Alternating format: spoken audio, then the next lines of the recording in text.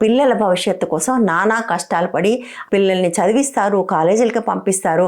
వీళ్ళు తమ ఉద్యోగం కంటే, తన జీవితం కంటే, తమ కెరియర్ కంటే హీరోకి ఫాలోయర్గా ఉండటమే ముఖ్యం అనుకుని ఇళ్లలో తల్లిదండ్రులను కూడా విపరీతంగా ఇబ్బంది పెట్టి ఒక్కొక్కసారి తమ హీరో మొదటి రోజు మొదటి షో చూడటం కోసం ఇంట్లో అవసరాల కోసం ఉన్న డబ్బులు, మందుల కోసం ఉన్న డబ్బులు, వ్యవసాయం కోసం ఉన్న డబ్బులు ఇవి కూడా ఎత్తుకొచ్చి సినిమాలు చూస్తూ ఉంటారు. మరి ఎందుకు యువతలో ఇటువంటి ఒక క్రేజీనెస్ పెరిగింది? దానికి నాకు అర్థమైనంత వరకు సమాజంలో మూలాలు ఉన్నాయి.